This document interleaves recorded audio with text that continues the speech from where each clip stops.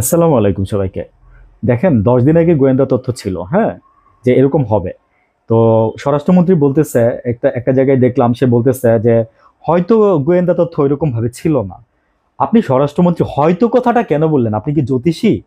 হ্যাঁ, আপনি জ্যোতিষী ধরো, হ্যাঁ, মনে করেন এগুলো তো বলবে হচ্ছে জ্যোতিষীরা, ঠিক না?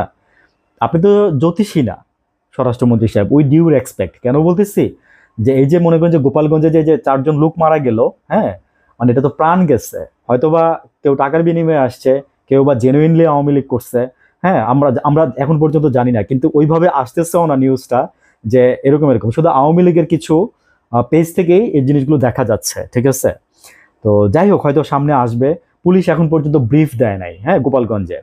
আহ, ঢাকা রেঞ্জের যে ডিআইজি মল্লিক ভাই, উনি বর্তমানে গোপালগঞ্জে আছে।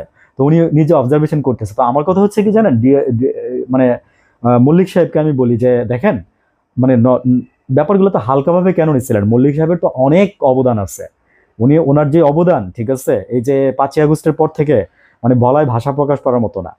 আইজিপি যে আছে বর্তমানে, হ্যাঁ, ওনার তো মনে করেন যে উনি প্রচন্ড পরিমাণে একজন ভালো মানুষ। উনি বলতেছে যে সবকিছু ঠিক ছিল, মাঠ পর্যায়ে পুলিশ ছিল, কমান্ড ছিল, কিন্তু পুলিশ কেন কাজ করলো না?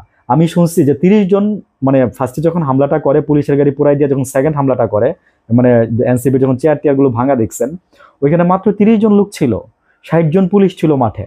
তাহলে পুলিশ কেন কাজ করলো না? হুম, আমার কথা হচ্ছে এটা। তো এটা আমি না, বাহারুল সাহেব নিজেই বলতেছে যে এটা নিয়ে তদন্ত হবে।